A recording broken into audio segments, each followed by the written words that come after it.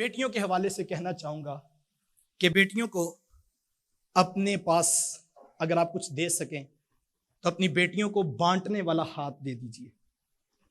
آپ اس بات پہ سروے کر لیں، آپ تاریخ اٹھا کے دیکھ لیں، آپ اپنے خاندان میں، اپنے معاشرے میں، اپنی برادری میں ان بیٹیوں کے گھر دیکھیں جن کے گھر آباد ہیں، جن کے سسرال والے اپنی بہو سے خوش ہیں، تو اس میں ایک چیز آپ کو ضرور ملے گی کہ بیٹی کا ہاتھ بانٹنے والا ہے، بیٹی کا دل بڑا ہے، وہ چیزوں کی بجائے لوگوں کو قدر دیتی ہے اور وہ اپنی چیزوں کو سنبھال کے نہیں رکھتی۔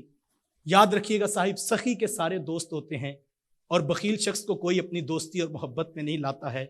ہمارا مسئلہ یہ ہے کہ ہم نے ساری زندگی اپنی بیٹیوں کو یہ بتایا ہوتا ہے کہ چیزیں لے کر جا رہی ہے، بس یہ تیری ہیں اور کسی کے کام نہیں آنی چاہیے، جو میکے سے تجھے ملا ہے، اور وہ ساری زندگی جہیز کی چیزوں پر جو ہے وہ قابض بن کے بیٹھتی ہے، اور اگر کسی کے چائے کے برتن بھی استعمال ہو جائیں تو گھروں میں کوہرام مچ جاتا ہے۔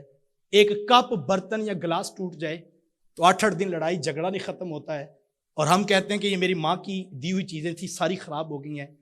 خدا را چیزوں کی بجائے اپنی اولادوں کو، اپنی بیٹیوں کو اسپیشلی، لوگوں کی قدر سکھائیے۔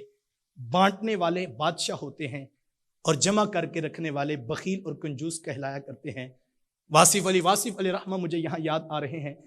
واصف صاحب گلی سے گزر رہے تھے کہ ایک مانگت اور فقیر بیٹھا تھا، تو اسے کہا کہ تجھے بادشاہ نہ بنا دیں؟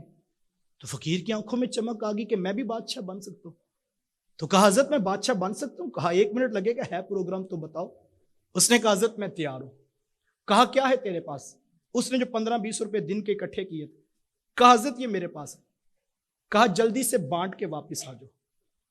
تو وہ آیا تو کہنے لگا حضرت میں بادشاہ کب بنوں گا؟ تو واصف صاحب مسکرا پڑے۔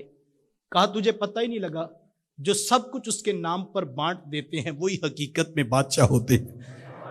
حضور والا بیٹی کو بادشاہت سکھائیے، بیٹی کو کنجوس پن اور بخیلی نہ سکھائیے، بیٹی کو بانٹنے والا ہاتھ دے دیجئے، آپ کی بیٹی کا گھر آباد ہوگا۔